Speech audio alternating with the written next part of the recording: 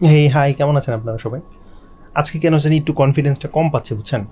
5 minute 10 minute কথা বলা it's it's a tough thing. ঠিক আছে, এখন বাজে হচ্ছে আপনার 7টা। আজকে কিন্তু মুস্তাকিম নাই। মুস্তাকিমের আজকে একটু কাজ টাজ ছিল, যার কারণে সে আসতে পারে না বিকালবেলা। এবং আমিও মানে সে আসতেছিল না, এর জন্য আমি শ্যুট করবো কি করবো না, করবো কি করবো না, এরকম একটা দোটানার মধ্যে ছিলাম। এখন দেখবেন যে আমার খুব মানে গতকালকে যেভাবে খুব সুন্দরভাবে খুব উচ্চ কণ্ঠে কথা বলতেছিলাম, খুব মজা করে কথা বলতেছিলাম, সেই ভাইবটা আজকে আর পাবো না মনে হয়। আই মিন পাবো না বলতে গেলে থাকে না, একটা মানুষ যদি সাথে থাকে তাহলে কথা বলতে একটু বেশি মজা হয়। লাইক আমি যেই জায়গার মধ্যে কথা বলা থামায় দিছি, অন্য মানুষটা সেই জায়গা থেকে কথা বলা শুরু করতে পারে। এটা একটা ব্যাপার যখন আপনি গ্রুপ ডিসকাশন করেন, হ্যাঁ, বা একসাথে বন্ধুদের সাথে আড্ডা মারেন, সেটা একটা মজার ব্যাপার। একা একা কথা বলাটা, well I am an introvert, not an introvert, I am an ambivert. তো আমার আসলে একা একা কথা বলার মানে একটা কী বলে এটাকে, একটা গুণ আছে। আম, আচ্ছা, মধ্যে একটা শব্দ বলছি এমবিভার্ট, এটা মনে হয় আপনারা অনেকে জানেন না জিনিসটা কি। আপনার সাধারণত 2 ধরনের ক্যারেক্টার থাকে মানুষের। একটা হচ্ছে যারা কিনা খুব একাকী থাকতে পছন্দ করে, মানুষের সাথে অত বেশি একটা মিশতে পছন্দ করে না, ওনাদেরকে বলে হচ্ছে ইন্ট্রোভার্ট। ঠিক আছে, এখন ইন্ট্রোভার্টরা একদম ঘরকুনো থাকে বা খুব বেশি একটা বাইরে যাওয়া পছন্দ করে না, মিশতে ভয় পায় অন্য মানুষের সাথে, হ্যাঁ, এগুলো হচ্ছে ইন্ট্রোভার্ট। আর এক্সট্রোভার্ট এটার উল্টা।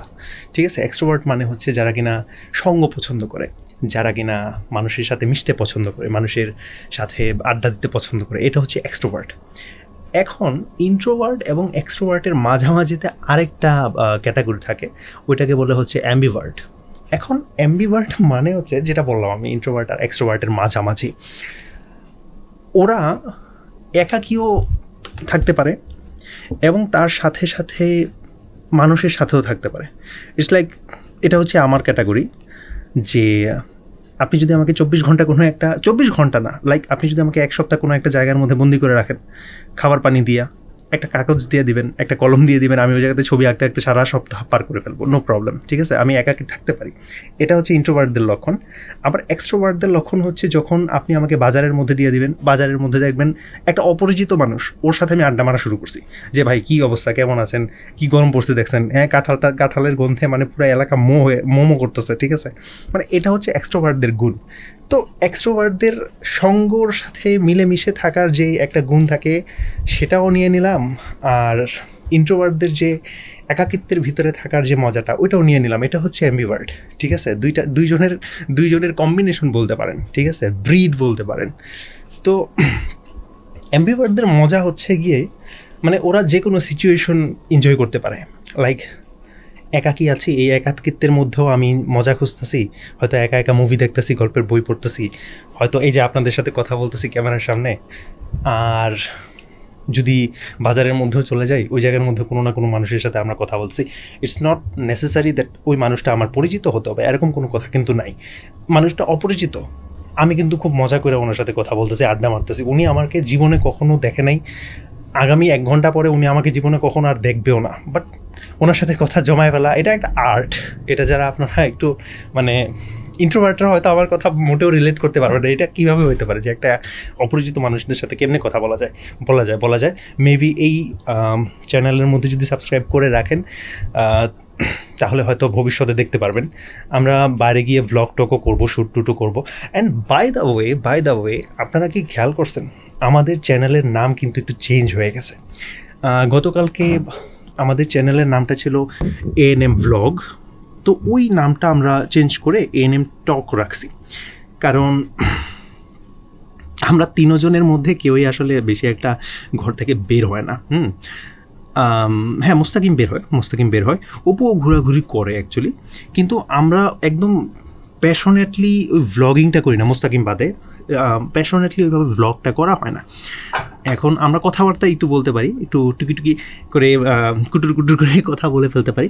তো আমাদের এই চ্যানেলের মূল উদ্দেশ্যই হচ্ছে এরকম, যে আমরা আড্ডা মারবো, কথা বলবো, পাবলিক স্পিকিং যাতে করার সময় অত বেশি একটা ভয় যাতে না পাই, এরকম। যেমন ধরেন এখন আমি যে কথা বলতেছি, এই কথা এখন 5 মিনিট হয়েছে, এই 5 মিনিটের পুরা ভিডিওটাই কিন্তু একদম আনকাট, র, একদম জাস্ট কোনো কিছু কাটাছাটা করব না, কোনো প্রকার এডিটিং আমি করব না, এটা ইউটিউবের মধ্যে আমি আপলোড করে ফেলবো। এটার কারণ হচ্ছে আপনি যখন পাবলিকলি কোনো একটা মানুষের সাথে কথা বলবেন, লাইক ধরেন আপনি বরিশাল গেলেন বা কোনো একটা জায়গাতে গেলেন, পটুয়াখালীতে গেলেন, ওইখানে কোনো একটা মানুষের সাথে আপনি কথা বলতেছেন, ওই কথার মধ্যে কি আপনি কোনো এডিট করতে পারবেন? আপনি যদি কোনো একটা ভুল কথা বলে ফেলেন সেটাকে আপনি শুধরাইতে পারবেন? আপনি পারবেন না সেটা, তাই না? তো এটা হচ্ছে লাইক এখন যে আমরা কথা বলতেছি এবং সেটা ইউটিউবের মধ্যে আপলোড দিচ্ছি, আমাদের মূল উদ্দেশ্য হচ্ছে আনস্ক্রিপ্টেড র এক একটা কথা, যেটা কিনা পাবলিকের সাথে যখন আমরা ইন্টারাকশন করি তখন যে এরকম কথা বলি, এখনও আমরা সেইভাবে কথা বলবো, এই প্র্যাকটিসটা আমরা করার জন্য এই ইউটিউব চ্যানেলটা আমরা খুলছি, যেটার নাম গতকালকে ছিল ANM ভ্লগ, আজকে হয়ে গেছে ANM টক্স। ঠিক আছে, সো ডু সাপোর্ট। নাম চেঞ্জ হইলেও মানে ভিতরে মানুষ তো আমরাই আছি, তাই না? উদ্দেশ্য আমাদের একই আছে এখন পর্যন্ত। তো আমি যেটা বলতেছি যে পাবলিক স্পিকিং, এটা কিন্তু মানে প্রত্যেকটা মানুষেরই একটা ভয় থাকে পাবলিক স্পিকিংয়ের যে ব্যাপারটা। লাইক আমার এখনও মনে আছে, আমি যখন প্রথমবার উপস্থিত বক্তৃতার জন্য চেষ্টা করি, আমি তখন ক্লাস এইটে পড়ি। আমি ভাবছিলাম আমি যখন স্টেজের মধ্যে উঠবো না, আমি ভাবছিলাম যে আমার মনে হয় ঘাম ছুটবে, হ্যাঁ, আমার মনে হয় শরীরটা গরম হয়ে যাবে, হ্যাঁ, মানে কি বলে এটা, এক্সাইটমেন্টের চোটে মনে হয় শরীরটা গরম হয়ে যাবে, বুঝছেন? কিন্তু আমার খুব অবাক করা বিষয় হয়েছে, আমি যখন প্রথমবার স্টেজে উঠছিলাম উপস্থিত বক্তৃতা দেওয়ার জন্য, আমার উল্টা হয়েছে। আমি ভাবছিলাম আমার শরীর গরম হয়ে যাব, আমার হার্টবিট খুব ফাস্ট বিট করবে, হ্যাঁ, রক্ত সঞ্চালনে উড়ে যাবো আমি, হ্যাঁ, এরকম কোনো কিছুই হয় নাই। আমার রক্ত ঠান্ডা হয়ে গেছে, আমি ভয়ের চোটে চুপসায়ে গেছি, বুঝছেন? কিন্তু তারপরও কোনো মধ্যে কথাবার্তা বইলা আমি ওই দিন ভয়টা জয় করছি। এরপর থেকে আমি বকবক করতেই আসি, আমি কিন্তু একা একা কথা বলতেছি এবং আমার কথা কিন্তু বাইরে যাচ্ছে। কেউ যদি দেয়ালের মধ্যে আড়ি পাইতে থাকে, they will probably heard everything I say. ঠিক আছে, সব কিছু শুনতে পারবে। ছোটোবেলায় আমার মাও আসলে মানে যখন আমি একা একা কথা বলা শুরু করতাম, প্রথম তো ছোটোবেলায় একদম যখন ছোটো ছিলাম তখন তো মনে মনে কথা বলতাম। ঠিক আছে, ইটস লাইক আমার আলাদা একটা দুনিয়া ছিল। ঠিক আছে, খুব বেশি একটা দৌড়াদৌড়ি মানে বাসার বাইরে তো যাওয়া হতো না, তো আমার বাসার ভিতরেই একটা দুনিয়া ছিল। লাইক আমার পাশে ডোরিমন বসা রয়েছে, আমার তার পাশে টম বসা রয়েছে, জেরি বসা রয়েছে, আমার এরকম একটা কাল্পনিক একটা দুনিয়া ছিল। ওই দুনিয়ার মধ্যে আমি ডোরিমনদের সাথে কথা বলতাম, টম অ্যান্ড জেরির সাথে কথা বলতাম, শাকচুন্নির সাথে কথা বলতাম, অনেকজনের সাথে কথা বলতাম, বুঝছেন? আমার আলাদা একটা দুনিয়া ছিল, আলাদা একটা ইমাজিনেশনের একটা ব্যাপার স্যাপার ছিল। তো এখন বড় হওয়ার পরে আসলে মনে মনে বলা কথাগুলো আসলে একটু আওয়াজে লাইক আয়নার মধ্যে দাঁড়ায় কথা বলার যে ব্যাপারটা, হ্যাঁ, এইটা শুরু হয়ে গেছে।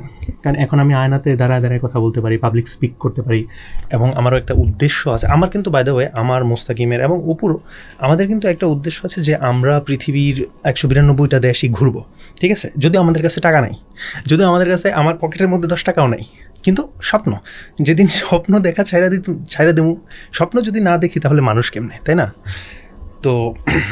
তো এই 192টা দেশ যে আমরা ঘুরবো, 192 ধরনের মানুষের সাথে যে আমরা মিশবো, এই মেশার জন্য আমাদের পাবলিক স্পিকিং বা কথাবার্তা বলার ধরন, ধাঁচ, ফ্রেন্ডলি বিহেভিয়ার, হ্যাঁ, কোন জায়গাতে কোন পরিস্থিতিতে কেমন ধরনের আচরণ করতে হয়, এই জিনিসগুলো আসলে আমাদেরকে শিখতে হবে, বুঝতে হবে।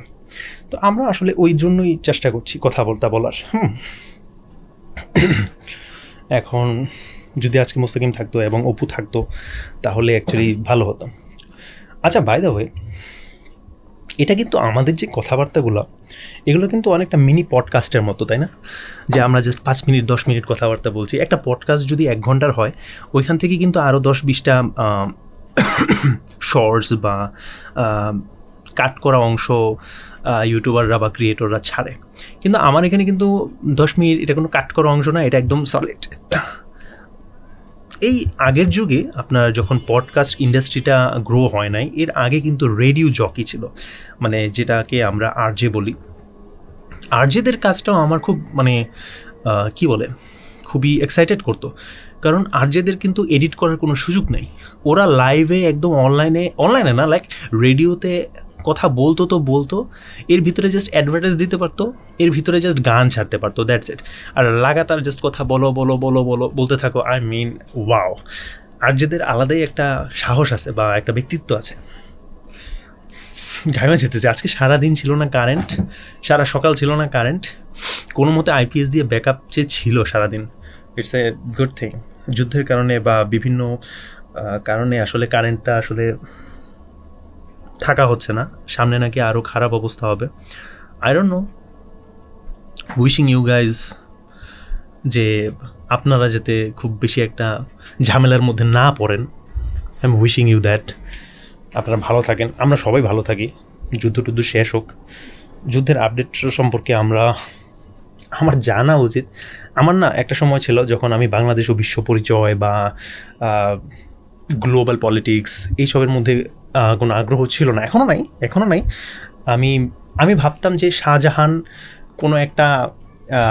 শাহজাহান এতগুলা বিয়া করছে, এটা জেনে আমি কি করবো, তাই না? রবীন্দ্রনাথ জমিদার পুত্র ছিল, এটা জেনে আমি কি করব। আমার ছিল এরকম, আসলেই তো, তাই না? ওরা কোন জায়গাতে জন্মগ্রহণ করছে, উনি কত সালে কোন পরিবারে জন্মগ্রহণ করছে, কী করছে, এটা জেনে আমি কি করব, তাই না? কিন্তু পরবর্তীতে যখন বড় হচ্ছে তখন ওই জিনিসটা আমাকে অনেক বেশি আনন্দিত করে যে উনি জমিদার পুত্র থাকার পর, রবীন্দ্রনাথের কথা বলছি, উনি জমিদার পুত্র থাকার পরও উনি কত কিছু করে ফেলছে, তাই না? সাধারণ মানুষের সাথে মিশে ওনাদেরকে বুঝে কত কিছু করে ফেলছে। তারপরে হিস্ট্রি আমার কাছে বোরিং লাগতো, কিন্তু বড় হওয়ার সাথে সাথে হিস্ট্রি জিনিসটা খুব উপভোগ্য একটা জিনিস মনে হয়। লাইক শাহজাহান কিন্তু আমাদের মতো একটা মানুষ ছিল, কিন্তু বংশগতভাবে হোক অথবা ওনাদের যোগ্যতার কারণে হোক অথবা দুইয়ের মিলে হোক, ওনারা দুনিয়ার মধ্যে অনেক কিছু করে গেছে এবং ওনাদের কাজগুলো অ্যাকচুয়ালি শিক্ষণীয়। অ্যাকচুয়ালি আমরা ওনাদের কাছ থেকে অনেক কিছু শিখতে পারি, বুঝতে পারি, এবং নিজেদের জীবনের মধ্যে একটু একটু করে যখন অ্যাপ্লাই করব তখন আমরাও হয়তো ওনাদের কাছাকাছি না হলেও হয়তো ওনাদের থেকে অনেক বড় হয়ে যেতে পারো। আমি জাস্ট বলছি আর কি, ওনাদের কাছাকাছি না হলেও মেবি ওনাদের একটা ভালো একটা জায়গাতে চলে যেতে পারবো, তাই না? আমি এটা বিশ্বাস করি, এটা আমার একটা চিন্তাধারা বা আমার একটা সিদ্ধান্ত বলতে পারেন, যে প্রত্যেকটা মানুষের কাছ থেকেই কিন্তু অনেক কিছু শেখা যায়।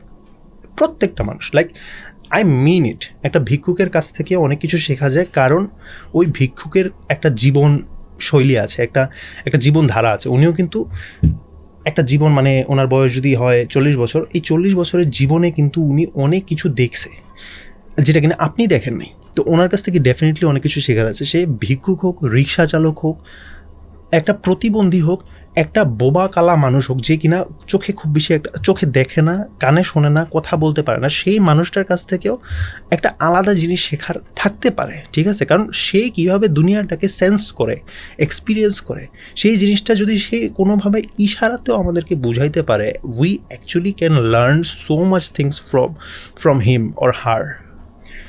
তো প্রত্যেকটা মানুষই এক একজন শিক্ষক।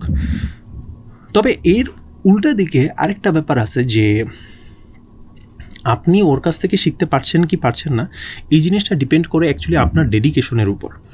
আপনাকে যদি একদম অক্সফোর্ড বা হার্ভার্ডের একদম টপ প্রফেসরদের সামনে আয়না দেওয়া হয়, হ্যাঁ, কিন্তু আপনার শেখার কোনো আগ্রহ নাই, বা উনি যেই বিষয়টা সম্পর্কে আপনাকে শেখাবে সেই বিষয় সম্পর্কে আপনার আগ্রহ নাই, তাহলে কিন্তু আসলে এন্ড অফ দ্য ডে আপনি ওই চমৎকার বিদ্যান মানুষের কাছ থেকেও কিছু শিখতে পারবেন না, কারণ আপনি নিতে চাচ্ছেন না।